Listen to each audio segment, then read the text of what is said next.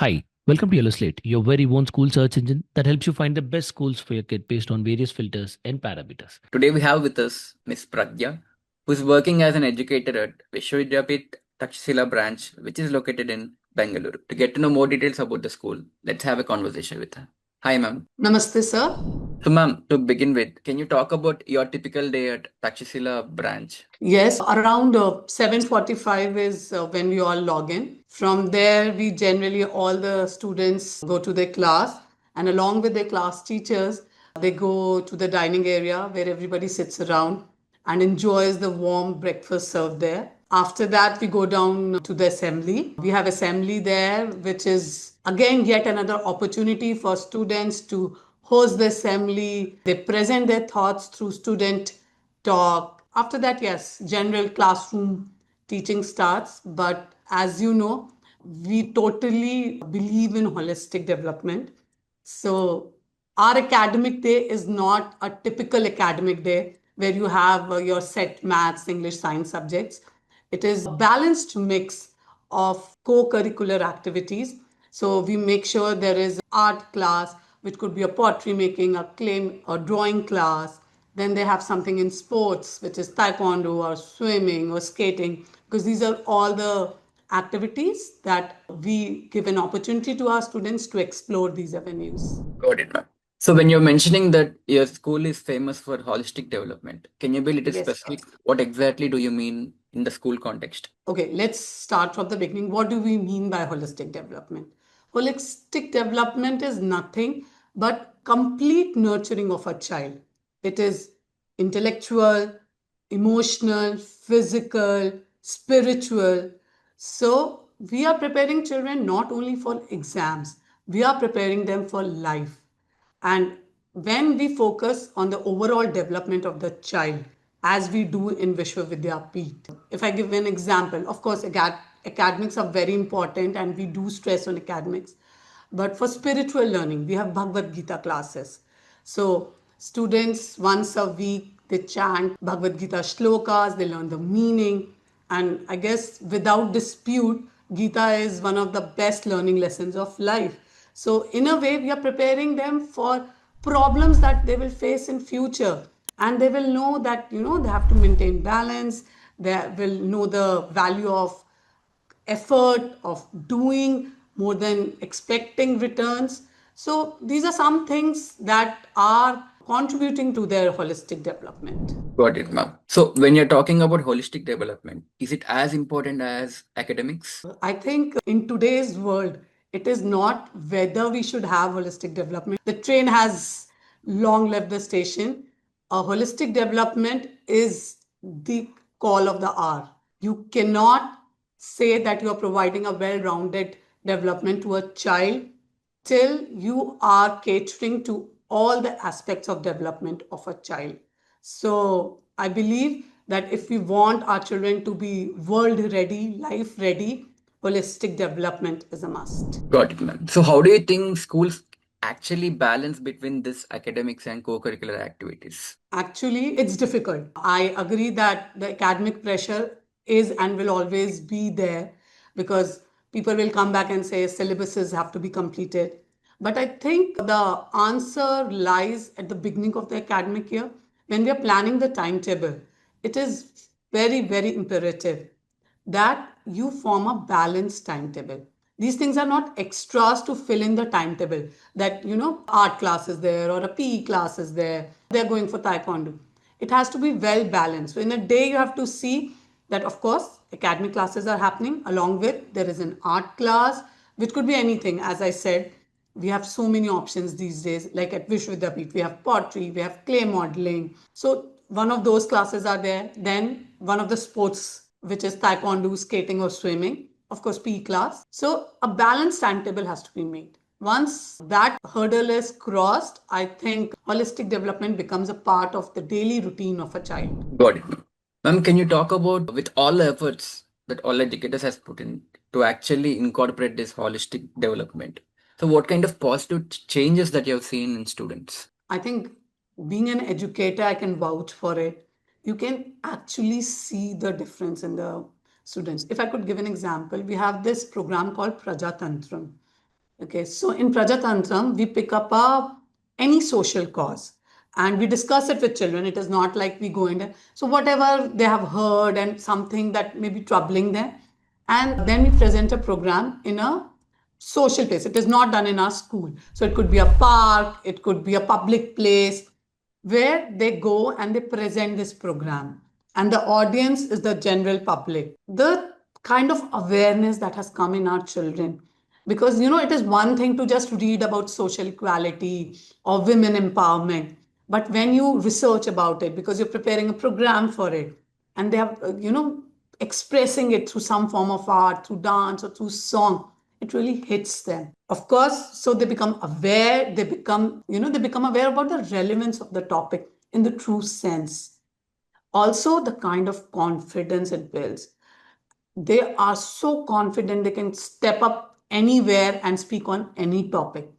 They learn to be better collaborators. They can talk, they can work in teams, they can listen to others, look at others' point of view, and at the same time present their point of view to them. So I think overall, you will see that they're actually becoming life ready, as I said. Yeah, and knowledge backed by confidence is what I think the world is looking for in today's time. That's great, ma'am. Ma'am, can you also talk about how do these arts, sports, and clubs influence a particular child's personality? Yes, of course. These, so what we call co-curricular activities, when the students are working on any project, like for an art thing, or they are part of a team, like a football team. Football, as you know, is very big in Vishwa Vidyapeeth. We have a great football team. So what happens is they're working as a team. There are a lot of people who are in the front who are presenting things, but there are a lot of people who are supporting them. Like a child has gone for a competition or he has gone for a practice session. They are friends, they are, peers who are supporting him, was helping him, providing them with homework. Their teachers who are taking extra classes for them. So they are learning how to be heroes, of course, because they are in front of the stage, but also how to be the support that people who are in the front need to give their 100%.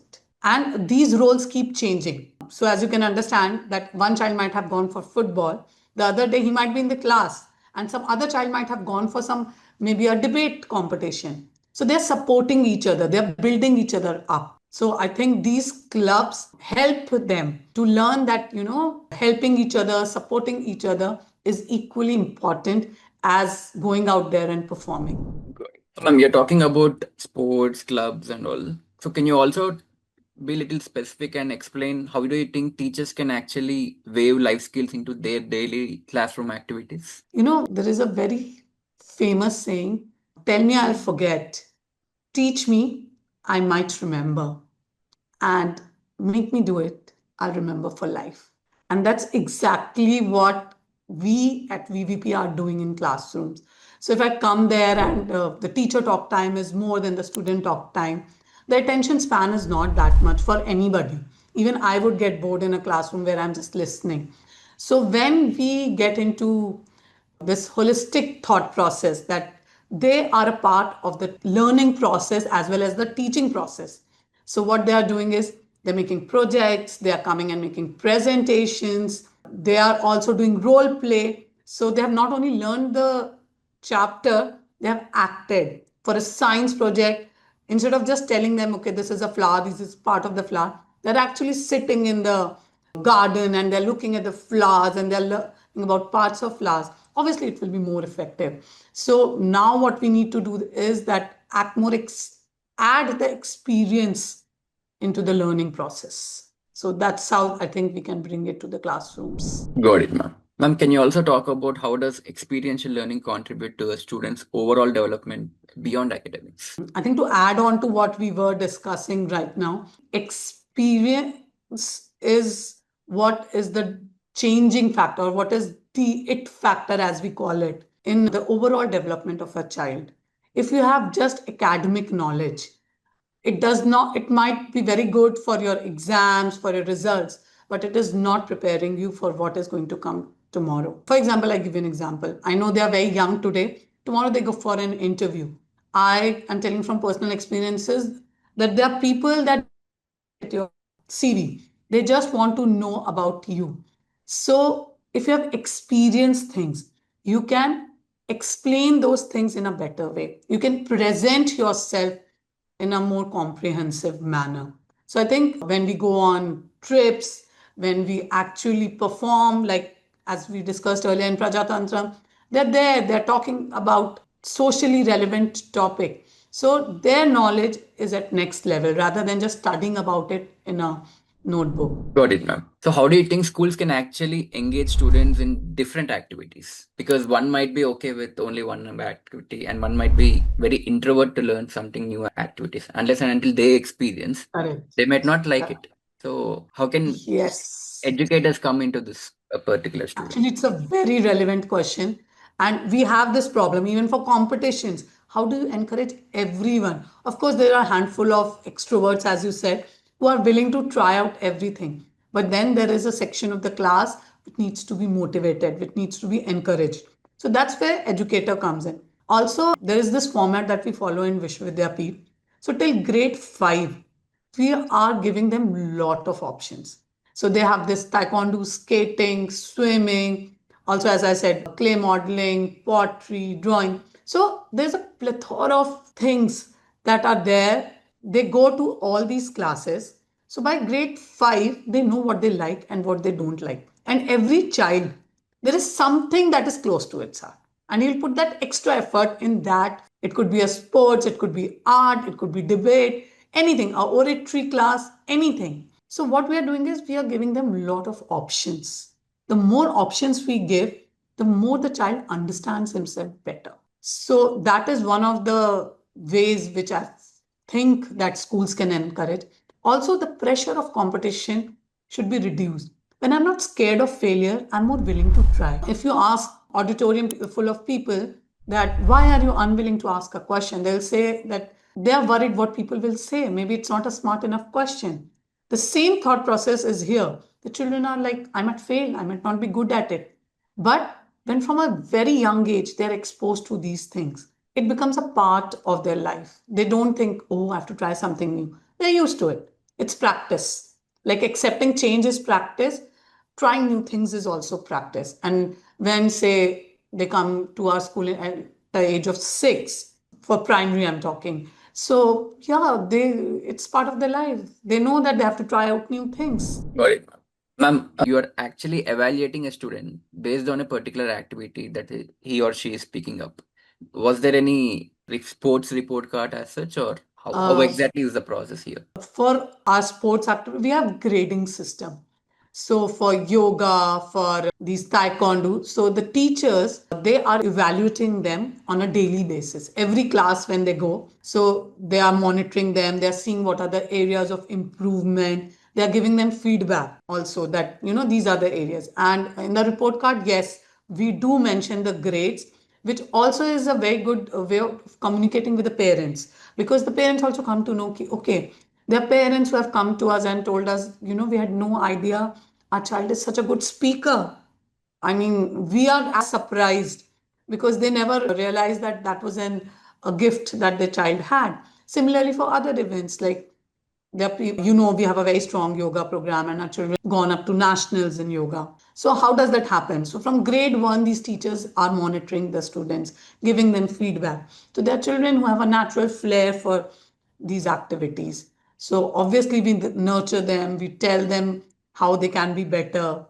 And yes, in the report card that they get, there is an assessment, which is a grade wise assessment, more as a guideline to tell them what are the areas where they can work rather than to, put any kind of pressure on them. Got it, ma'am. So, ma'am, what do you think are the common misconceptions do parents often have about holistic development and its benefits? Yes, actually, being a parent is very difficult in today's time. There are so many options. You don't know what are the correct choices. Parents are also learning. So, as what I feel is the children who are involved in this holistic development, they perform better in academics because their confidence goes up, their teamwork goes up, their ability to focus improves. Plus, all these co curricular activities are very cathartic in nature. So in a way, if he's feeling stress and he goes and maybe in an art class, he does finger painting, or in a pottery class, he makes a pot, the stress goes away, the pressures goes away. And if, for example, a child is not doing particularly well in academics, they still have that boost that, yeah, maybe I didn't score that well, but see, I did so well in football, or I did so well in my swimming session. So that confidence building is happening, even if it might not be happening academically. So what happens is that confidence spills over into academics. They start performing better in their academic session also. So I think parents also are accepting this fact that the kind of confidence and ability and resilience that the children are learning through holistic development is actually supporting their academic journey. Got it, ma'am. Ma'am, to conclude our interview, for parents looking for best Yes, schools sir. in Bangalore, if they have to choose Takshashila branch in particular, why? Actually, I think the question is not why. The question is why not? Because I don't think so. I mean, I'm saying my kids are studying in Takshashila ICSC. My son is studying there. It has been an amazing experience. As a parent, as a teacher, the kind of, we think of things, how to develop, how to be a support to our students. Small things like a word of the day, the ability to go and host an assembly. We are giving them opportunities. The school is giving them opportunities to become the best version of themselves. So I think in today's time, a school which is teaching students about Gita, at the same time giving them an opportunity to represent any sports at a national level, teaching them about farming. As you know, this year our theme is Jai Jawan Jai Kisan, and at the same time giving them centums in board exams. What more can I ask for? What more can any parent ask for? So I think it's a whole package. Thank you, ma'am. Thank you for joining and sharing your insights about the school. Thank you so much for having me. I truly enjoyed it.